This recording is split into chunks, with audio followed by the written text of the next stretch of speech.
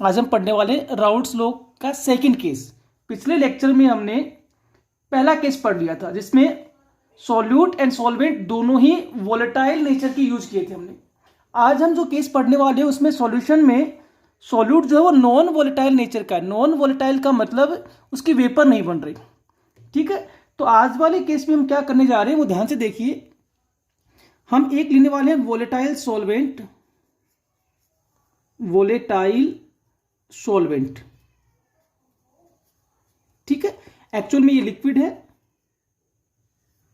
और उसमें हम ऐड करने वाले हैं एक नॉन वोलेटाइल सॉल्यूट जो कि एक्चुअल में सॉलिड है, ठीक है। और इन दोनों को मिलाकर एक सॉल्यूशन प्रिपेयर करेंगे और उस पे हम राउल्ट्स लॉ को फॉलो करके देखना चाहते हैं। तो volatile solvent plus non volatile solute, ठीक है, ये केस है। पिछले केस में क्या था, दोनों ही पार्टिकल्स वोलेटाइल नेचर के थे। अगर मैं इसको ए लिख देता हूं, वोलेटाइल सॉल्वेंट को हमने ए से डिनोट कर दिया, नॉन वोलेटाइल सॉल्यूट को हमने बी से डिनोट कर दिया। तो आप इसको यूं समझिए, देखिए कि एक कंटेनर है मेरे पास,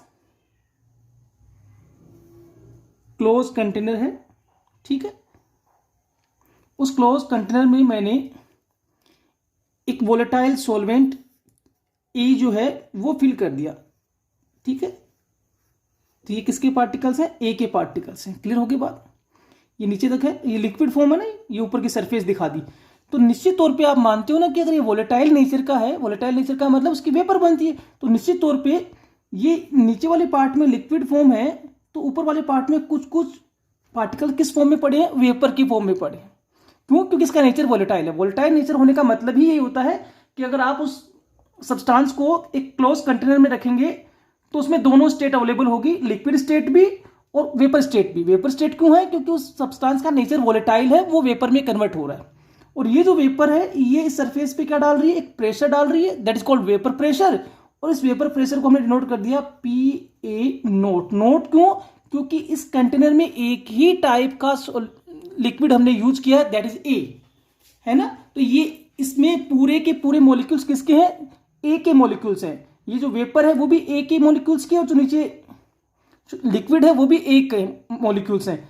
और ये ए मॉलिक्यूल्स जो है ना वेपर वाले, ये लिक्विड स्टेट पर, लिक्विड के सरफेस पर जो प्रेशर जनरेट करे that is called vapour pressure and not for the pure state.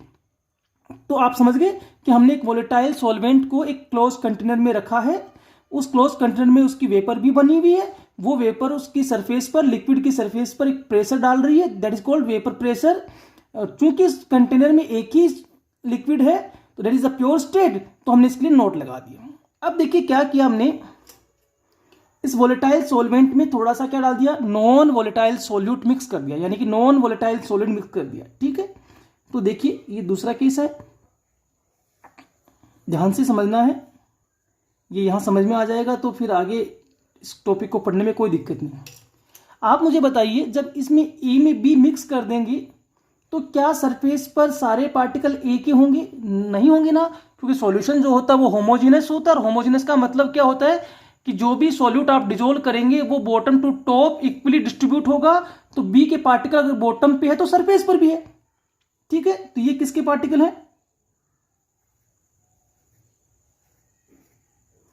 ए के पार्टिकल से। और बीच बीच में मान लो मैं दूसरे कलर से शो कर देता हूं, किसके पार्टिकल आ गए सरफेस पर, किसके आ गए, बी के आ गए। तो ये जो डिफरेंट कलर से दिखाया हमने, ये बी के पार्टिकल है, ये सॉल्यूट पार्टिकल है। और येलो कलर से किसको कहा, सॉल्वेंट को। अब देखिए एक बात ध्यान से समझना, सॉल्यूट जो वो कैसा है, नॉन वोलेटाइल। और जो नॉन वोलेटाइल होता है उसकी तो वेपर बननी ही नहीं है।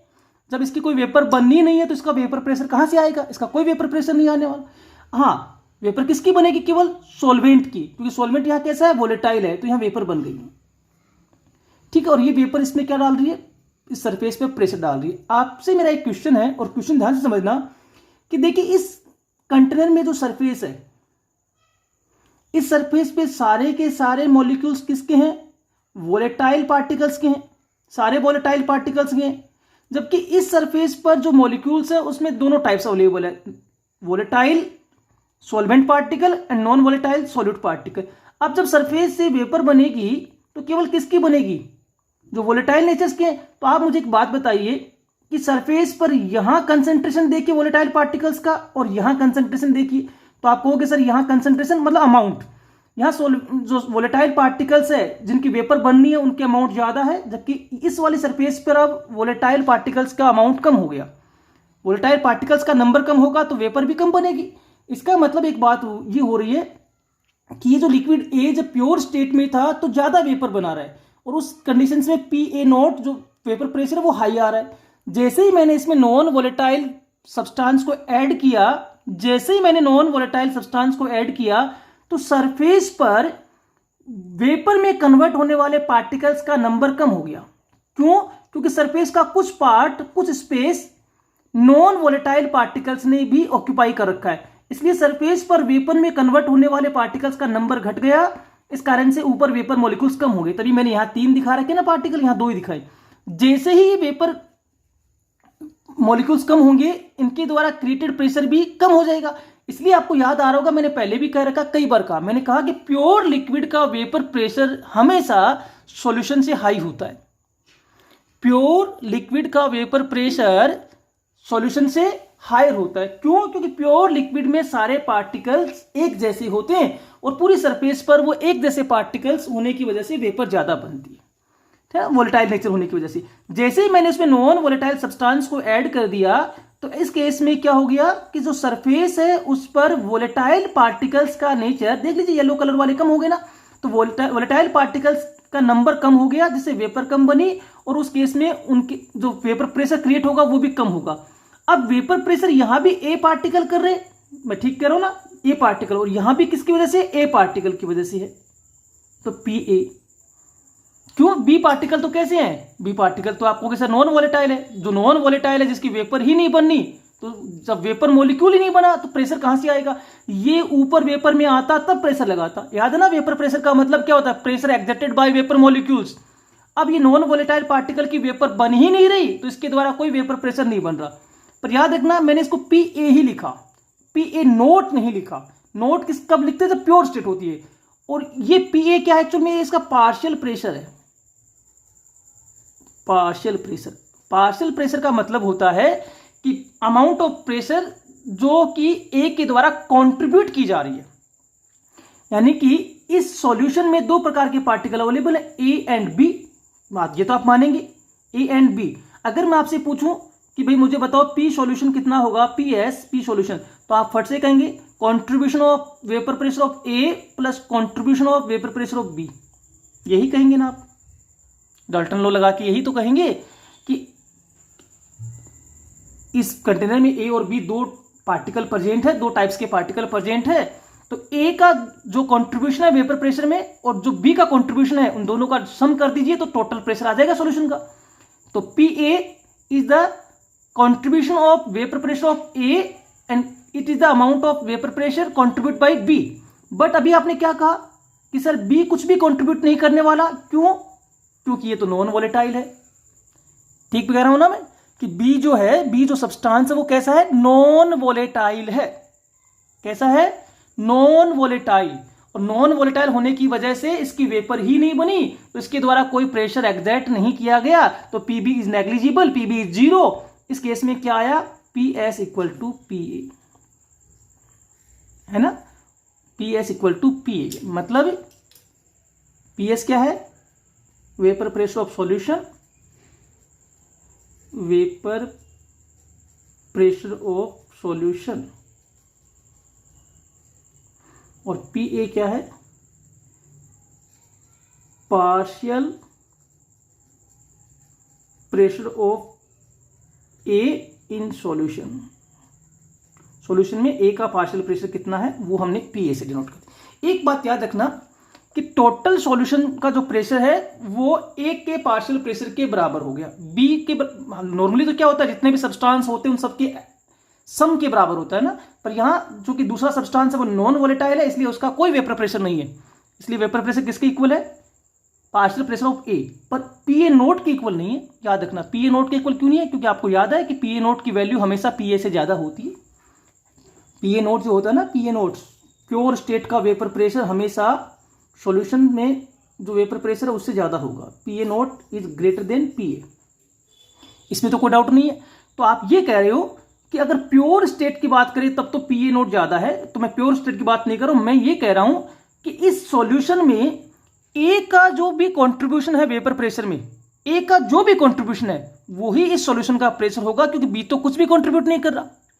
तो जो सॉल्यूशन का प्रेशर होगा वो केवल किसकी वजह से, ए की वजह से है। इसलिए मैंने कहा कि solution of pressure is equal to partial pressure of A. पर याद रखना मैंने ये नहीं कहा pure pressure of A, pure pressure तो ज्यादा होता है। ठीक है, ये बात समझ में आ गई। अब मुझे एक बात बताइए, मैं आपसे पूछना चाहता हूं और वो ध्यानपूर्वक समझना, ध्यानपूर्वक बताना है कि ये जो लिक्विड ए है इसमें भी लिक्विड ए है, आपको सर बी तो नेग्लिजिबल है, बी सब्सटेंस इसमें प्रेजेंट है, नो डाउट बी सब्सटेंस इसमें प्रेजेंट है, पर वेपर प्रेशर में उसका कोई कंट्रीब्यूशन नहीं है। तो आपको लग रहा है क्या कि वेपर प्रेशर में डिक्रीजमेंट हो रहा है सर, क्योंकि आप कह रहे हो पी ए ग्रेटर था, यानी कि लिक्विड ए यहां ज्यादा वेपर प्रेशर क्रिएट करा। प्योर स्टेट में उसका वेपर प्रेशर हाई है, पर जैसे ही हमने नॉन वोलेटाइल को मिक्स कर दिया उसके वेपर प्रेशर में क्या आ गई, डिक्रीजमेंट आ गई। और उसी को हमने कहा था, याद है क्या, lowering in vapour pressure, lowering in vapour pressure, ये टर्म आ गई थी हमारे पास पहले, डेल पी। याद आ रहा है क्या, लोअरिंग इन वेपर प्रेशर। इसका क्या मतलब होता है कि किसी भी लिक्विड में जब भी आप कोई नॉन वोलेटाइल सॉल्यूट मिलाएंगे तो उसमें मिलाते ही लिक्विड के प्रेशर में डिक्रीजमेंट होगा, कमी होगी। That decreasement is called lowering in vapour pressure. Vapour pressure में होने वाली कमी को बता रहे हैं हम लोग। ठीक है, और ये कमी क्यों आ रही है वो आपने यहां बता दिया कि सरफेस पर केवल वोलेटाइल पार्टिकल्स प्रेजेंट थे in the liquid state, in the pure state, but solution में सरफेस पर वोलेटाइल के साथ साथ नॉन वोलेटाइल पार्टिकल्स भी आ गए, जिससे वोलेटाइल पार्टिकल्स की अमाउंट सरफेस पर कम हो गई, तो वेपर में कन्वर्ट होने की रेट घट गई, वेपर धीरे धीरे बनी, और वेपर धीरे बनने से वेपर प्रेशर भी कम हो गया। यहां तक शायद किसी को कंफ्यूजन नहीं होगा। अब सुनिए ध्यान से, अगर मैं आपसे पूछूं डेल पी कितना हुआ, कितनी लोअरिंग हुई, आपसे कोई पूछ ले कि बताइए भाई कितनी लोअरिंग हो रही है, कितना डिक्रीजमेंट हो रहा है, तो आप कहेंगे सर स्टार्टिंग में जब हमने मिक्स नहीं किया, इनिशियली जब लिक्विड जो था वो प्योर था तब इतना है, और मिक्स करने के बाद जो प्रेशर बचा वो इतना है, यही तो कहोगे। इन दोनों का डिफरेंस निकाल लीजिए तो हमें पता लग जाएगा कितने की कमी आ रही है। ठीक कह रहा हूं क्या मैं भाई, प्योर स्टेट में ए का प्रेशर ये रहा, और मिलाने के बाद, मिक्स करने के बाद, बी को मिक्स करने के बाद प्रेशर ये रहा, तो आप डिफरेंस बता दीजिए। ग्रेटर कौन है प्योर स्टेट में, तो आपने कहा P A naught minus P ए, सही है, डेल पी की वैल्यू आ गई P A naught minus P ए, कोई कंफ्यूजन नहीं है शायद किसी को भी, P A naught minus P ए। अब अपन एक काम करते हैं, फ्रॉम राउल्ट लॉ जो हमने पहले पढ़ रखा उसको अप्लाई करते हैं।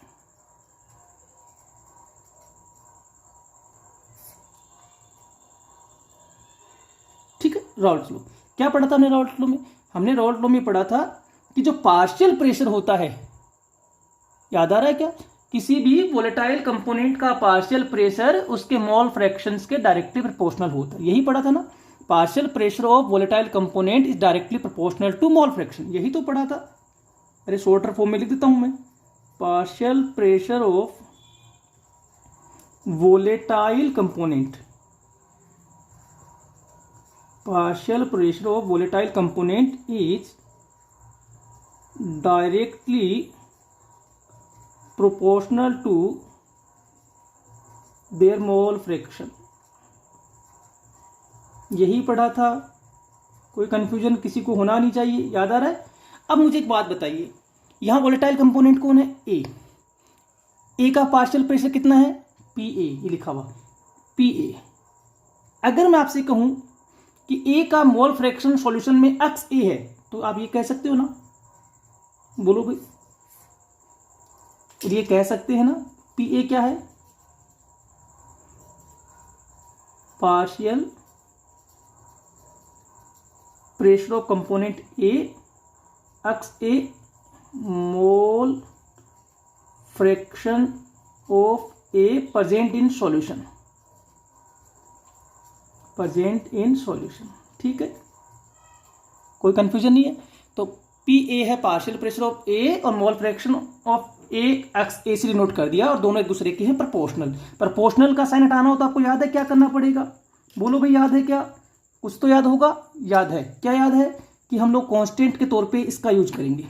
तो P A equal P A note अक्ष ए, ये इक्वेशन 1 मान लेते हैं तो ये इक्वेशन 2 मान लेते हैं। ठीक है, ये पी ए की वैल्यू यहां रख दो। पी ए का वैल्यू है ना अपने को, यहाँ पी ए है तो पी ए की वैल्यू यहां रख देता हूं। तो फ्रॉम इक्वेशन 1 सोल्व तो करना है। क्या आ रहा है? Del P equal P A naught minus P A naught X A. कोई कंफ्यूजन नहीं है किसी को भी शायद?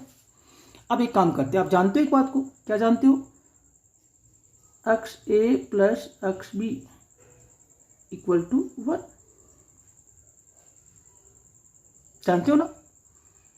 अक्ष ए इक्वल टू, बोलिए भाई, अक्ष ए इक्वल टू क्या आएगा? 1 माइनस अक्ष बी। ठीक है, इस इक्वेशन को सोल्व करिए। इसमें पी ए नोट को अगर मैं कॉमन ले लूं तो क्या आया? 1 माइनस अक्ष ए। ठीक है, 1 माइनस अक्ष ए। अच्छा, इस इक्वेशन में मैं अगर आपसे एक बात पूछूं कि अक्ष बी क्या है तो वो बता दीजिए मुझे फटाफट एक बार। देखो भी, मैंने कहा ना अक्ष ए तो ऐसे निकलेगा, अक्ष बी निकालना हो तो X B equal to 1 minus अक्ष ए। बोलो सही है क्या? यही आएगा ना, अक्ष बी इक्वल टू 1 माइनस अक्ष। ये क्या है? 1 माइनस अक्ष। तो इसकी वैल्यू रख दूं फिर मैं, del P equal P A naught X B. बोलो सही है क्या? कोई कंफ्यूजन नहीं है किसी को? Del P equal P A naught X B. ठीक बात है, समझ में आ रही है बात? Del P equal P A naught X B. चलिए अपन एक काम करते हैं फटाफट इसके आगे से। अगर मैं इस अक्ष बी को निकालना हो तो इस पी ए नोट को इधर ले आऊं क्या डिवाइड में? तो क्या आ रहा है? X B equal del P upon P A naught. बोलो सही है क्या? बोलिए भाई, कोई कंफ्यूजन है क्या? इसमें तो कुछ नहीं होना चाहिए, इसको इधर ले आए तो del P upon P A naught. सही है। अब मैं आपको बताता हूं, देखिए ये जो अभी एक टर्म आई है ना, कौन सी? Del P upon P A naught. ठीक है, ये जो टर्म आई है इसको अपन बोलते हैं रिलेटिव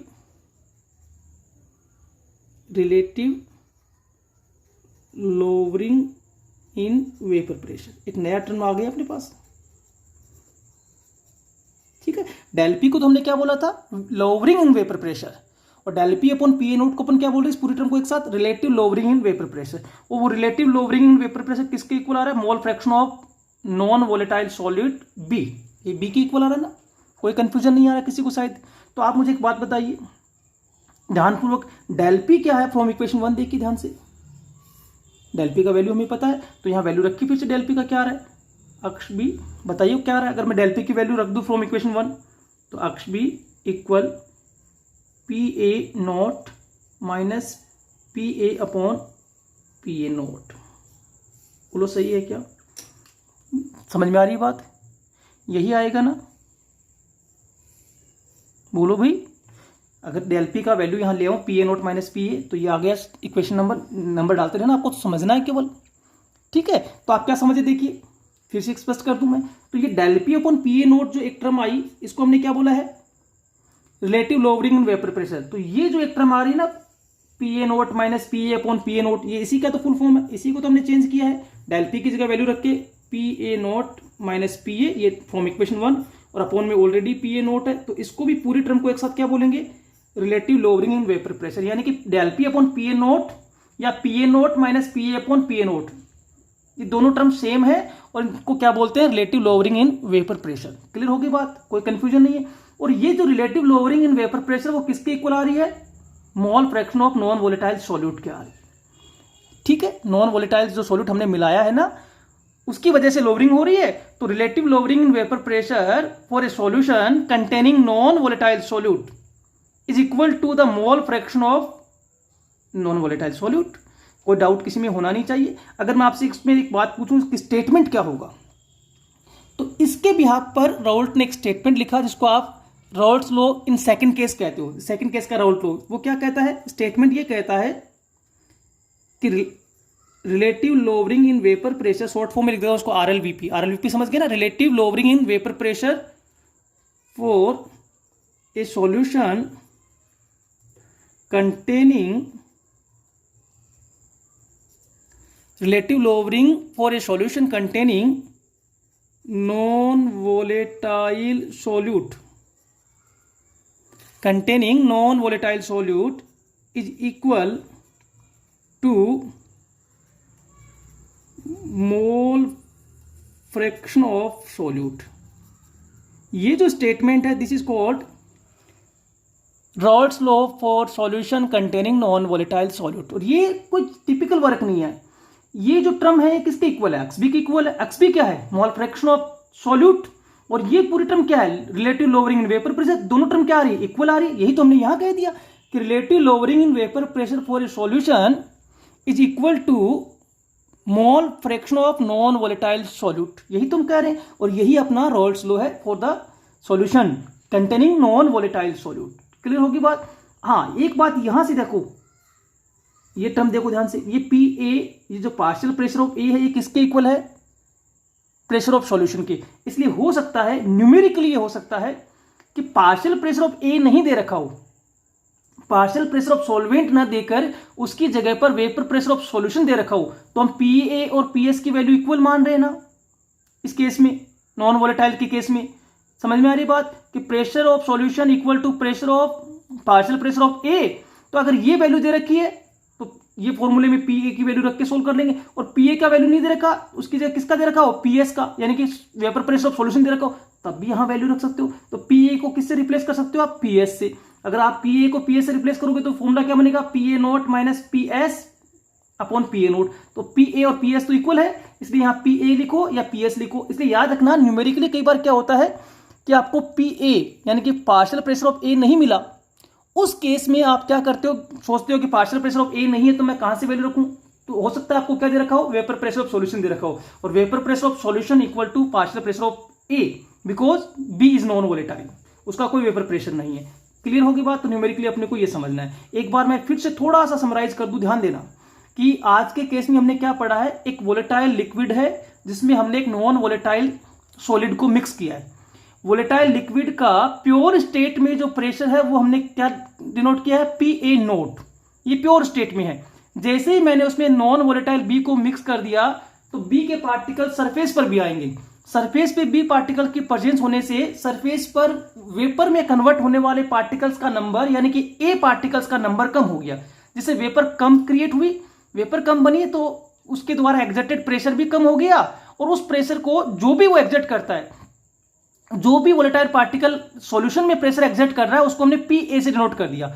ठीक है, ए के लिए पी ए हो जाएगा, बी के लिए पी बी हो जाएगा, यानी कि पी ए वो वैल्यू है प्रेशर की जो कि ए के द्वारा कंट्रीब्यूट हो रही है, और पी बी वो वैल्यू है जो कि बी के द्वारा कंट्रीब्यूट हो रही है। तो P A partial pressure of A हो गया और P B partial pressure of B हो गया। बट यहां बी तो नॉन वोलेटाइल है, इसकी वेपर ही नहीं बनी। जब वेपर ही नहीं बनी तो उसके द्वारा जो प्रेशर जनरेट हो रहा है वो अपन जीरो मान सकते हैं। तो पीबी यहां जीरो हो गया, इसलिए मैंने कहा सॉल्यूशन का जो टोटल प्रेशर होगा वो पी ए प्लस पीबी होना चाहिए था, पर पीबी नेग्लिजिबल हो गया तो P S equal to P ए।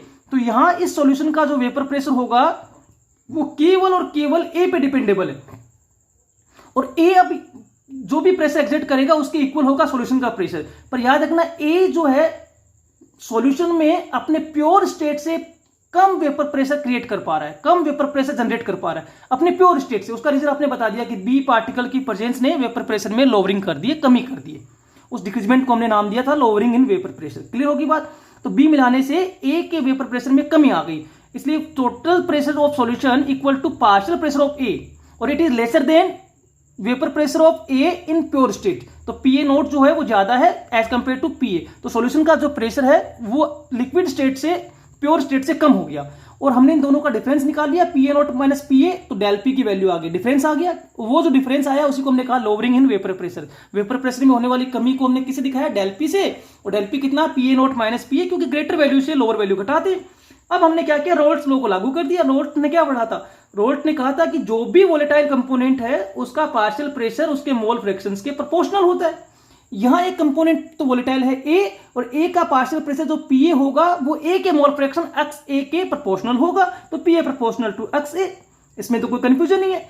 और हमने इसको इक्वल करने के लिए एक कांस्टेंट यूज किया जो कि ए का ही प्योर स्टेट का वेपर प्रेशर है पी ए नोट, तो P A equal to P A naught X A. अब हमने कहा कि देखो आप सब जानते हो बी पार्टिकल का प्रेशर हो या नहीं हो वो एक अलग विषय है ना, क्योंकि वो नॉन वोलेटाइल है तो नहीं है, पर बी की प्रेजेंस तो है, बी की प्रेजेंस है तो उसका कुछ ना कुछ अमाउंट तो डाला होगा आपने, तो बी का मोल फ्रैक्शन एक्स बी मान लिए, ए का मान लिया एक्स ए, तो X A plus X B equal to 1, क्योंकि मोल फ्रैक्शंस का सम एक होता है, तो एक्स ए कितना है 1 माइनस एक्स बी, या एक्स बी निकालना हो तो 1 माइनस एक्स ए। तो हमने इसको सोल्व कर लिया, P A naught minus P, ये वैल्यू जो है ना ये पी ए की वैल्यू यहां इक्वेशन 1 में हमने रख दी, तो समीकरण क्या आ गई del P equal to P A naught minus P A naught X A. अब हमने क्या किया इसको सोल्व किया, तो P A naught into 1 minus X A, और 1 माइनस एक्स ए की वैल्यू किसके इक्वल है एक्स बी के, यानी कि मोल फ्रैक्शन ऑफ बी के, तो del P equal to P A naught X B solve किया तो क्या आया X B equal to del P upon P A naught. Del P upon P A naught जो है इसको हम एक टर्म बोलेंगे, ये पूरी एक टर्म है del P upon P A naught.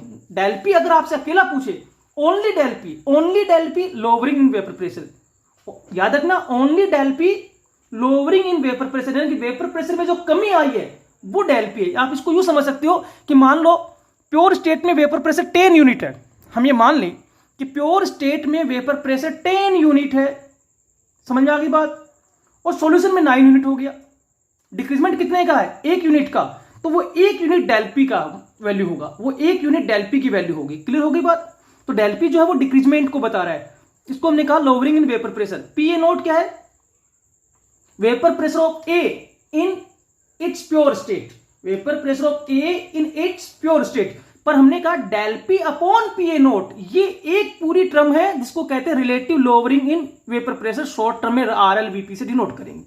Del P कितने किसके इक्वल है वो फ्रॉम इक्वेशन हमने देख लिया, पी ए नोट इक्वेशन 1 से देख लीजिए, P A naught minus P A, तो डेल पी का वैल्यू रख दीजिए, तो समीकरण क्या बन गई P A naught minus P A upon P A naught, यानी कि pure state vapour pressure minus partial pressure upon pure state pressure, और ये पूरी टर्म क्या है RLVP relative lowering in vapour pressure, हमने ये वैल्यू रख दिया। तो हमने क्या पाया, हमने एक कंक्लूजन पाया, वो कंक्लूजन ये है कि relative lowering in vapour pressure of solution, relative lowering in vapour pressure of solution is equal to mole fraction of non volatile solute, यानी सीधी सी बात है जितना ज्यादा नॉन वोलेटाइल सॉल्यूट डिजोल्व करेंगे वेपर प्रेशर में उतनी ही ज्यादा कमी आती जाएगी।